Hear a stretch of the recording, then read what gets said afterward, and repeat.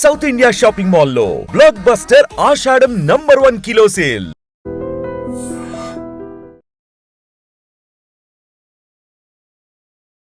నమస్తే, welcome to healthy conversations with I dream. నేను మీ ఝాన్సీ.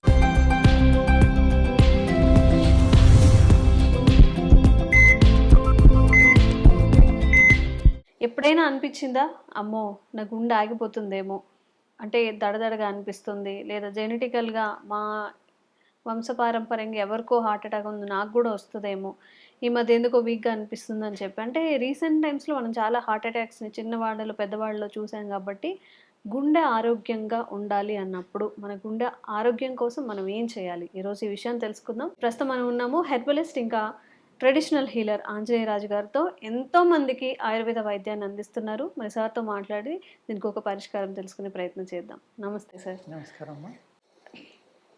అంటే గన్ షాట్గా ఆరోగ్యంగా ఉండే గుండె లక్షణాలు ఏమిటి? గుండె దడదడగా కొట్టుకున్నా కానీ, లేకపోతే ఆయాసంగా అనిపిస్తున్నా కానీ, ఒకసారికి ఏదైనా పెయిన్ ఇక్కడ కానీ ఇంకా వేరే చోట్ల ఏదైనా పెయిన్ వస్తున్నా ఎట్లా గుర్తించాలి ఏదో డిస్టర్బెన్స్ జరుగుతుంది మన సిస్టంలో అనేది? అదేనమ్మా. అంటే ఆరోగ్యంగా ఉన్న మనిషికి ఏమో ఉండవండి. ఆరోగ్యంగా ఉండాలంటే ఏంటంటే గుండె ప్రాబ్లం అనేది గ్యాస్ట్రిక్ ప్రాబ్లం వల్ల కూడా చాలా వస్తుంది. కొంతమంది గ్యాస్ట్రిక్ ప్రాబ్లం బాగా ఎక్కువైపోయి బ్లోటింగ్ వచ్చేసి గుండెలో నొక్కినట్టు పెయిన్ వచ్చినట్టు వాళ్ళు హార్ట్ అటాక్ అనుకుని కంగారు పడిపోయి జాయిన్ అయిపోతూ ఉంటారు. హార్ట్ అటాక్స్ కూడా రావడానికి అవకాశం ఉండేది గ్యాస్ట్రిక్ ప్రాబ్లం. గ్యాస్ట్రిక్ ప్రాబ్లం వల్ల మోర్ దెన్ 50% హార్ట్ అటాక్స్ వస్తాయి. ఈ గ్యాస్ట్రిక్ ప్రాబ్లమే ముదిరిపోవడం వల్ల ఆటోఇమ్యూన్లోకి కూడా వెళ్తాం. అదేవిధంగా హార్ట్ బాగుండాలి అంటే మనం ఫుడ్ హ్యాబిట్స్ మార్చుకోవాలండి. మార్చుకుని వ్యాయామం అనేది కంపల్సరీ చేయాలి. ప్రాణాయామం అనేది అంతకంటే మంచిది చేయగలిగితే. ఎక్కడైనా మంచి గురువుని పట్టుకుని ప్రాణాయామ సాధన చేస్తే సాధారణంగా గమ్మున రాగలం. అలాగే ఇన్ని జాగ్రత్తలు తీసుకుని మనం ఎంతో సిస్టమేటిక్గా ఉండి మేము ఎక్సర్సైజ్ చేస్తామండి, ప్రాణాయామం చేస్తాం, సిగరెట్ కాల్చాం, చుట్ట కాల్చాం, ఎన్వి తినం, మందు తాగం, మాకెందుకు వచ్చిందని అడుగుతూ ఉంటారు. ఎందుకు వస్తుందంటే మనం తినే ఆహారం. అంతే కదమ్మా. మరి ఎన్ని పురుగు మందులు ఏమీ లేవు కదమ్మా. ఎన్ని రకాల మందులు వాడుతున్నాం మనం, ఎన్ని రకాల ఎరువులు వాడుతున్నాం కృత్రిమంగా తయారు చేసినవి. మరి అవన్నీ మన ఆహారంగా 2 పూట్ల 3 సార్లు 4 సార్లు తింటున్నాం. అప్పుడు ఎలా ఉందండి ఆరోగ్యం అనేది? అలా ఉండకూడదు అంటే ఏం చేయాలంటే న్యాచురల్ ఫార్మింగ్ లేకపోతే ప్రకృతి వ్యవసాయం. అక్కడ పండిన పంటలను తీసుకొచ్చి మనం తింటే కనుక కొంతవరకు సేఫ్.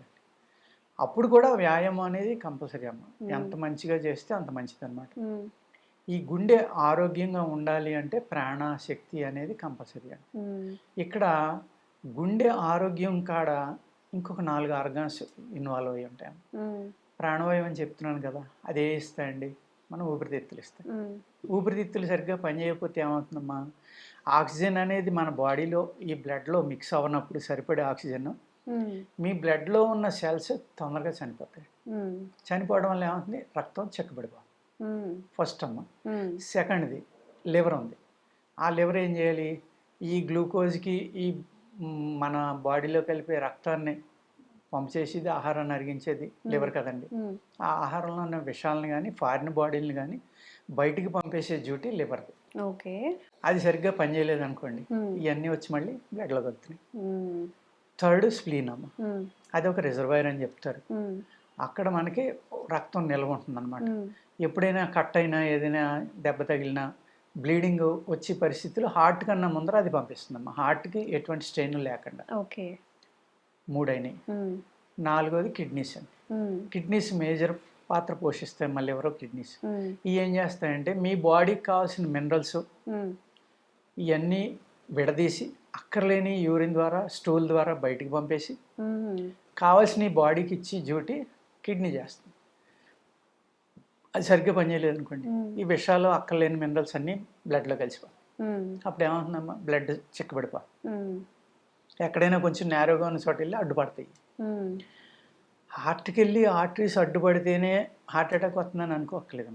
అది తొడలో అయి ఉండొచ్చు, చేతులు అవ్వచ్చు, ఈ అండర్ ఆర్మ్స్ అవ్వచ్చు, ఇక్కడ అవ్వచ్చు, ఇక్కడ ఎక్కడో చోట బ్లాకేజ్ రావచ్చు. ఆ బ్లాకేజ్ వచ్చినప్పుడు ఏం చేస్తుంది, ఆ బ్లాకేజ్ని రిలీజ్ చేయడం కోసం హార్ట్ ఇంకా ఎక్కువ పనిచేస్తుంది, ఎక్కువ పంప్ చేస్తుంది. అలాగే గ్యాస్ట్రిక్ ప్రాబ్లం, విపరీతమైన బ్లోటింగ్ వచ్చేసి ఇక్కడ నొక్కేస్తుంది గుండెని. అప్పుడు ఏమవుతుందమ్మా, ఈ ఒత్తిడిని పక్కకు తోసుకుంటే దాని పని తాను చేసుకోవాలి. అప్పుడు ఆటోమేటిక్గా పాలిటేషన్ కానీ, అప్ అండ్ డౌన్స్ కానీ, బీపీలు, కొలెస్ట్రాల్ ఇలాంటివి రావటం కానీ స్టార్ట్ అవుతుంది. ఓకే. అందుకు ఏం చేయాలంటే ఈ ఆర్గాన్స్ అన్నిటిని శుద్ధి చేయాలి. అంటే డీటాక్స్ చేసుకోవాలంటారా? అంతే కదా, డీటాక్స్ చేసుకోవాలి. ఈ ఆర్గాన్స్ అన్నీ ఎప్పుడైతే ప్యూరిఫై అయ్యి వాటి డ్యూటీ అయ్యి సక్రమంగా చేస్తున్నాయో అప్పుడు రక్తం ఆటోమేటిక్గా పలచబడుతుంది. పలచబడితే హార్ట్ హ్యాపీగా. ఓకే. అంతే మరి ఏం తప్ప చేయాలి సార్? డీటాక్స్ అంటే ఏం చేయాలి? డీటాక్స్ అంటే రకరకాలు ఉన్నాయమ్మా. హార్ట్కి సపోర్ట్ ఇచ్చి మెడిసిన్స్ కూడా ఒకటి చెప్తానండి. అర్జున అంటే తెల్ల మద్ది అంటారు. అది అర్జునుడికి ఎన్ని పేర్లు ఉన్నా అన్ని పేర్లు ఉన్నాయమ్మా దానికి, అందుకే అర్జున అంటారు దాన్ని. అది హార్ట్ మీద చాలా అద్భుతంగా పనిచేస్తుందండి. తెల్ల మజ్జి బార్క్ అనేది తీసుకుని, పై తాట అంటాం కదా, తోలు అంటాం, చెట్టు తోలు తీసాం అంటాం, అది తీసుకోవాలి. ఆదివారం నాడు తీసుకోవాలమ్మా. ఎప్పుడు పడితే అప్పుడు తీస్తే అందులో మూలికలు, ఏ మూలికలోని పూర్తి వాల్యూస్ ఉండవు. సండే అన్నట్లోనే ఉంటుంది. అంచేత ఆదివారం కలెక్ట్ చేసుకోవాలి. తెల్ల మధ్య బార్కు తీయడాన్ని మొత్తం చుట్టూరు తీసేస్తే చెట్టు ఇబ్బంది పడుతుందమ్మా. అంటే తెల్ల మధ్య సావదు. చాలా చెట్లు చుట్టూరు తీస్తే 99% చచ్చిపోతాయి. ఒక తెల్ల మధ్య మట్టుకు చావదమ్మా, మొత్తం తోలు తీసేసిన బతికే ఉంది. అందుకే అంత అద్భుతమైన శక్తి దాంట్లో ఉందని దాన్ని హార్ట్ మందు కింద పెట్టారేమో మన పూర్వీకులు అనుకుంటాను నేను. ఆ మద్ది తాట అనేది తీసండి, నీడని ఆరబెట్టుకుని ఆదివారం తీసి దాన్ని పౌడర్ చేసుకుని రోజు ఒక 600 mg నుంచి 1000, అంటే ఒక 1/2 గ్రామ్ నుంచి గ్రామమ్మ. షుగర్ లేని వాళ్ళు బెల్లం నీళ్ళలో కలుపుకుని తాగితే రోజు హార్ట్ ప్రాబ్లం అనేది జీవితంలో రాదు. ఒక 6 నెలలు తాగితే కొన్ని సంవత్సరాలు పనిచేస్తుంది. ఇది ఆయుర్వేదిక్ స్టోర్స్ దొరుకుతుందండి. తెల్లమద్ది తాట దొరుకుతుందమ్మా. కానీ మరి ఆదివారం తీసారో లేదు ఎవరికి తెలియదు కదా. ఆదివారం తీసి ఎండలో ఎండబెట్టాడు, నేను ఎండబెట్టాడో తెలియదు కదమ్మా. అక్కడ మళ్ళీ ఎండలో పెట్టినప్పుడు సూర్యుడు కొన్ని మూలికల్లో శక్తిని తీసేసుకుంటాడు. నీడను పెట్టినప్పుడు కొన్ని శక్తుల్ని చంద్రుడు తీసేసుకుంటాడు. అంచేత సూర్యమూలిక, చంద్రమూలిక అని కూడా ఎడ తీసుకోవాలి. ఇవి చాలా పెద్ద సైన్స్ ఉన్నాయి డెప్త్లోకి వెళ్తే. ఆ విధంగా ఏంటంటే సూర్యుడు అబ్జర్వ్ చేసుకుని ఏ ఉన్నాయో ఈ నీడని ఆరబెట్టుకుని రాస్తారు మన వాళ్ళు, బుక్స్లో క్లియర్గా ఉంటుంది. ఈ ఎండలో పెట్టుకోండి అని రాస్తారు. అలా అనమాట. ఓకే. ఆయుర్వేదం అంటే అంత ఈజీ కాదండి. అంటే ఈజీగా ఒక మాట అనేస్తారు వాళ్ళు. ఏంటి అదే వాత పిత్త కఫ దోషాలు అంటారు, అవంటారు ఇవంటారు అని చెప్పి వేర్కొని వస్తారు అనేది కాదు. మన భారతదేశంలో ఏవైతే మనం తినడానికి ఏదైతే ఉన్నాయో, మనం బ్రతకడానికి కొన్ని వేల పక్షులు కానీ ప్రాణులు బతకడానికి ఏవైతే అవసరం అవుతున్నాయో వాటిని ఒక మెడిసిన్గా తయారు చేస్తున్నారు. కొంతమంది చాలా చులకనగా మాట్లాడేస్తూ ఉంటారు సార్. అంటే దాని విలువ తెలిసిన వాళ్ళు ఎవరు అలా మాట్లాడరు. ఫైనల్ గా ఇప్పుడు ఈ తెల్ల మద్దుని యూజ్ చేసుకుంటే మనం హెల్త్ అనేది కొంచెం జాగ్రత్తగా కాపాడుకోవచ్చు. చాలా వరకు రికవర్ అవుతుందమ్మా. అదే విధంగా తిప్పతీగ అంటే తెలియని వాళ్ళు ఎవరు లేరు. ఇవాళ కరోనా వచ్చాక అందరూ దానికి అసహ్యం అవుతుంది. అవును. ఆ తిప్పతీగ అనేది తీసుకున్నామా, దానిపైన ఇలా నొక్కి లాగేస్తే తోలు ఊడి వచ్చేస్తుంది. అది వాడకూడదు. లోపల చాలా డార్క్ గ్రీన్ గా ఉంటుంది అనమాట. దాన్ని ముక్కలు చేసుకున్నామా, చిన్నగా చితక్కొట్టి కానీ ఆపళంగా కానీ ఒక 5 to 9 inches ముక్కను తీసుకుని దాన్ని చిన్న చిన్న ముక్కలుగా కట్ చేసి దాన్ని పడుకునేటప్పుడు నీళ్ళలో వేసేసమ్మా. మన్నాడు ఉదయం వడపోసుకుని ఆ నీళ్లు తాగినా కూడా హార్ట్, లివర్, కిడ్నీ, స్ప్లీన్, రక్తశుద్ధి అన్ని రకాల పనులు చేస్తున్నామ్మా. ఇవన్నీ ఎప్పుడైతే మీ రక్తశుద్ధి అయిందో ఆటోమేటిక్గా హార్ట్ హ్యాపీగా ఉంటుంది. ఈ విధమైన చిన్న చిన్నవి వాడుకోవటం వల్ల కూడా మనం వీటి నుంచి బయటపడచ్చమ్మా. అన్నిటికంటే ఇంపార్టెంట్ ఏంటంటే బాడీ ఎస్టిక్లోకి రాకూడదు, pH పెరిగిపోకూడదు, పడిపోకూడదు. ఆల్కలీన్లో బాడీని మెయింటైన్ చేసుకోవాలి. మెయింటైన్ చేయాలంటే రోజుకు 2 సార్లు తింటే చాలు. తిని కొన్ని వాడుకుంటే ఆల్కలీన్లోనే ఉంటుంది. ఎప్పుడు ఈ ఆటో ఇమ్యూన్ ప్రాబ్లం కానీ హార్ట్ అటాక్ కానీ అన్నిటి నుంచి మనం దూరంగా ఉండొచ్చు అండి. ఓకే. చాలా మంది ఇప్పుడు పూటకి, అంటే పూట కాదు, ఒక రోజుకి ఒక్కసారి తినడాన్ని అలవాటు చేసుకుంటున్నారు సార్. చాలా మంది నాకు ఇప్పుడు వచ్చే పేషెంట్లు కూడా మేము రాసుకుంటాం కంపల్సరీగా. ఎన్ని గంటలకు లేస్తారు, ఎన్ని గంటలకు పడుకుంటారు, 24 hours వాళ్ళు ఏం చేస్తారో రాసుకుంటాం అండి. ఆ టైంలో చాలా మంది 2 సార్లు తింటున్నాం అంటున్నారు. నాకు విచిత్రం అనిపిస్తుంది అనమాట.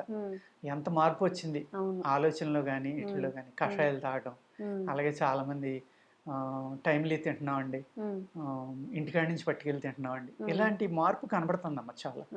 అది అసలు మనం చెయ్యాల్సిందే అది. దాని నుంచి కొంచెం మనం డివేట్ అయిపోయాం, ఉద్యోగరీత్యా కానివ్వండి 99% చాలా డివేట్ అయిపోయాము. మళ్ళీ మన అలవాట్లని మనం సార్ మెచ్చుకుంటే నాకు అలా అనిపిస్తుంది. ఎలా అయితే ఒక పేరెంట్స్ పిల్లలు ఏదైనా మంచి చేసినప్పుడు మెచ్చుకుంటారు కదా, అలాగా డాక్టర్స్ అందరు కూడా చెప్తుంది అదే, సార్ కూడా చెప్తుంది అదే. ఒక పూట తినలేని వాళ్ళు కనీసం 2 సార్లుతో తినేసి ఆపేసేయండి. ఆ మధ్యలో మళ్ళీ టీలు, కాఫీలు, జ్యూస్‌లు, ఇంకా స్నాక్స్‌లు ఇవన్నీ కొంచెం ఎంత లిమిట్ చేసుకొని మన బాడీకి మానేస్తేనే మంచిదమ్మా. ఇంకా అవి రెస్ట్ తింటే ఉపయోగం ఇవ్వగలిగితే లేదండి. మంచిది. ఉపయోగం లేదండి. మనం అవును 2, 3 రోజులు, 2 రోజులు తిని ఒక ఏదో బండి దగ్గర ఒక సమోసానో, చాయో లేకపోతే ఇంకేదో బాగా డీప్ ఫ్రైలు చేసినవి తిన్నా గానీ దానివల్ల యూజ్ ఉండదు కదా సార్. అవునండి. మనకు ఆరోగ్యం కావాలి అంటే కాస్త నోటికి జిప్ వేసుకోవాల్సిందే. ట్రై చేయండి ఆరోగ్యం ఉండడానికి. Thank you so much sir. నమస్కారం. Sir, one life lesson what medicine has taught you. whatever you can do without expecting. But I really believe మన పాజిటివ్ యాటిట్యూడ్ ఉంటేనే మనం ఏదైనా సాధించగలం. గట్ని మనం కరెక్ట్గా డీల్ చేసినట్లయితే అది మనకి పాజిటివ్ హార్మోన్స్ని రిలీజ్ చేస్తుంది. షుగర్ వచ్చిన వాళ్ళ పరిస్థితి ఏంటి? పొట్ట దగ్గర పెరిగితే దాన్ని ఆండ్రాయిడ్ అంటారు. ఆండ్రాయిడ్ ఫోన్ కాదు. అసలు థాట్స్ ఎందుకు వస్తాయి? బ్రెయిన్ డెడ్ అంటే దానికి ప్రపంచం అంతా కూడా కొన్ని నిర్దిష్టమైనటువంటి లక్షణాలు ఉంటాయి. మానసికంగా ధైర్యంగా ఉంటే క్యాన్సర్ జయించవచ్చు. You are a doctor for a cause sir, అంతే. వాళ్ళకి వచ్చిన ఆదాయం కాకుండా ఫ్రీ సర్వీస్ ఎంతమందికో చేస్తుంది.